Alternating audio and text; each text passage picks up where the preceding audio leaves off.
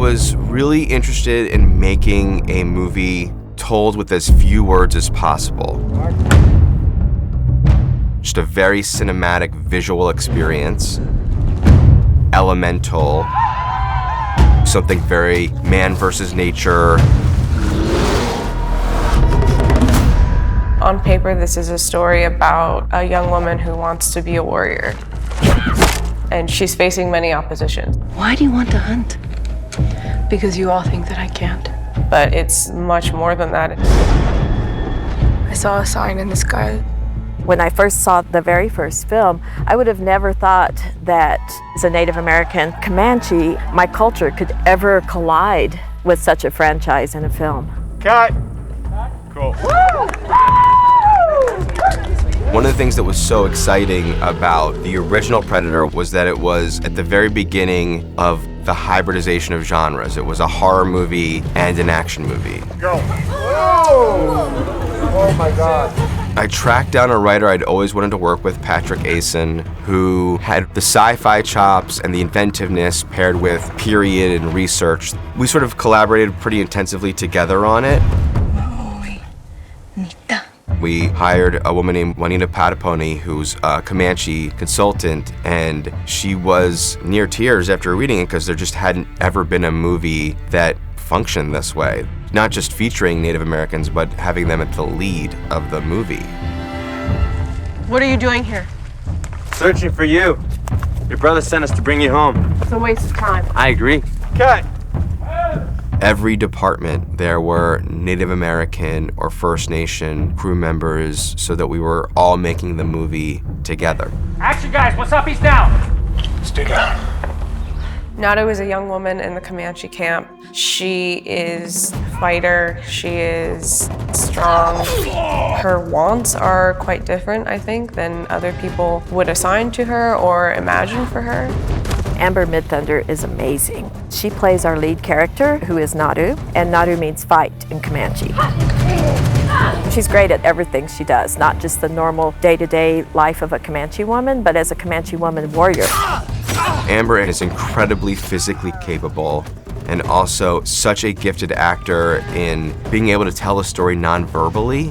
She can express so much with her eyes. I think she really was able to embody this character in this historical setting that feels immediately relatable to us. All right. That's great. Well done. Great job. Tabe is Nadu's younger brother, and they spent their whole lives together in this camp, so they're quite close. Tabe in Comanche means sun, as in the actual sun in the sky, and it also means son, like a mother's son.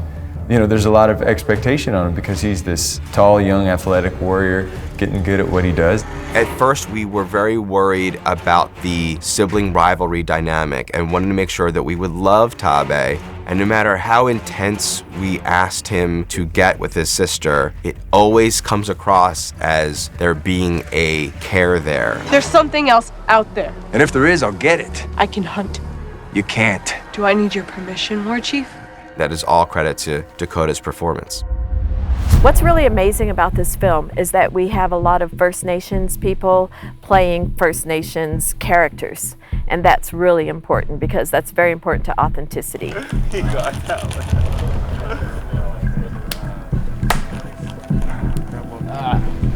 one. The tribe is truly a tribe. You see how everybody works together. We spent a month in training camp, all just spending time together, working together to have that kind of environment and that unified mind. It's what's for breakfast. Very early on, we hired a gentleman named Kevin Starblanket, who is First Nations himself and served in the military and law enforcement. And we enlisted him to train our Comanche warriors. I've been hired as the Indigenous trainer. My role is to build a team amongst the stunt doubles as well as the actual crew themselves and the cast. Along the lines of teaching them how to move, how to use their weapons, how things are done traditionally. You stand here so that you won't have to look up and crane up to see what he sees because he can see further down, right? Yeah. The Comanche were an amazing people. They were called the Lords of the Plains for a reason. They were the best there were at fighting from horseback. So to honor them, we have to be fit. We have to be good with our weapons. This morning, I got up early and went out to a ranch out here and been working horses, which is my favorite part of the day. I work with the stick on the horse and I work with the bow on the horse and just kind of getting ready for the movie. It's really enjoyable. So I start most days with a personal trainer, and then I go in and I work with Stephen McMichael as our stunt coordinator, and JJ Park is our fight choreographer. And so we're gonna put together, I think, some fights and just do some drills and get good with our bodies. Get up. What? Get up. I'm a lover of action and was raised by Hong Kong action movies and have been craving my entire life to make an awesome action movie with great fight sequences. And a part of the secret sauce for me in having a well-designed sequence is being able to see it and holding in wide shots and enjoying the choreography. Like it's gonna be a real strong, so it's not so upright. Yeah. Yeah. On the one hand, I wanted to make sure that the action was well articulated, but I also wanted it to feel especially brutal. Jeff Cutter is a cinematographer I work with a bunch who is very much a huge part of my creative process.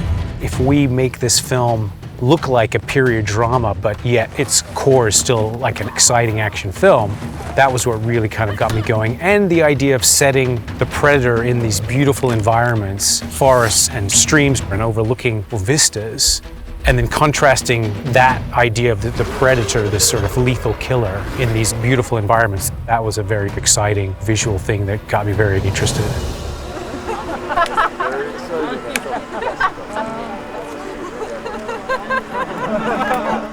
One of the most exciting things for me in the movie, we actually found our composer Sarah Schachner through playing video games.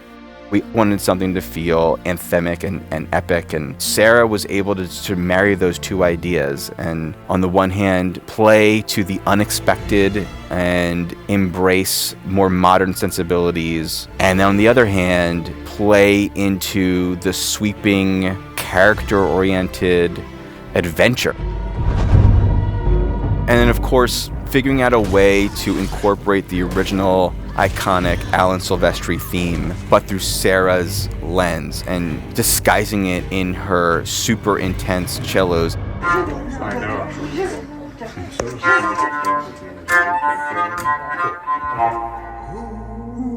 Robert Mirabal, who's a renowned Pueblo musician, found a way to craft a sequence with this music and no words, and so it all just felt way more emotional than it was before. Our movie really takes advantage of the variety of land in the Great Plains. So there's so much in the dense woods, but there's also a great set piece in an open field of tall grass and up on mesa tops. And one of the first things that happened before production is with the help of the First Nations community in Calgary on Stoney Nakoda land, and we had a tribal blessing.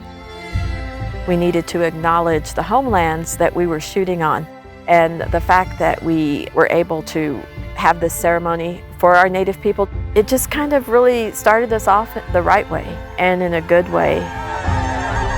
Prey is set 300 years before the first movie, and it is this creature's first time on Earth. It goes back to the initial Stan Winston design. There's something about the initial design of that guy that I think is just cool. Look, roll. Truly, the Predator is hard to look at times. The first time that the Predator actually showed up in costume on set, he took everybody by surprise, which the Predator often does, but everybody just applauded because it was just an amazing thing to see him walking out in the middle of the woods. We have to go find whatever left those tracks. I looked over and I saw him, and this thing happened to me where I was captured by the sight, and also I really was evaluating if I could kill him for real, and I think I could. There's danger nearby. One of the things we wanted to do with the creature in this movie was actually, I really wanted to feel like this was a terrifying, wet, scaly, scary creature. Alec Gillis and Tom Woodruff Jr. of ADI, who have worked on every great movie you've ever seen, and all the Alien and Predator movies, did all the creature stuff in this movie. So the way it moves, its facial design feels like it's not the exact one we've seen. It's got its own identity, maybe it's from another hemisphere of the same planet, and it's no longer wearing a helmet. 2, 1, hit! The Predator still has his code of looking for the strongest threat, but hunts with earlier versions of weapons we had seen before. So he has the laser targeting, but instead of having the plasma cannon that explodes, he's shooting these heat-seeking crossbolts. He has the END, the explosive net device. I love the cut clamp, which was sort of designed off of the old slap bracelets I had when I was a kid that you'd throw around your wrist. The shield was the most exciting thing for me. I love the idea, the way the shield unfolds as a defense mechanism, and then he cleverly uses it in ways for offense as well. That's terribly exciting. That was awesome. And I love the idea that this movie could be aspirational as well as intense and suspenseful and terrifying. Having a character that is looked at as a sidekick and having her step up and rise and become the hero, that's something that's incredibly relatable. This is as far as you go. No more. It's really important to me that Indigenous youth see themselves in these characters, in these people, that they know that we're here and that we're capable, and that everything that they want to accomplish and everything that they hope to see is accessible and is very, very possible. I'm ready.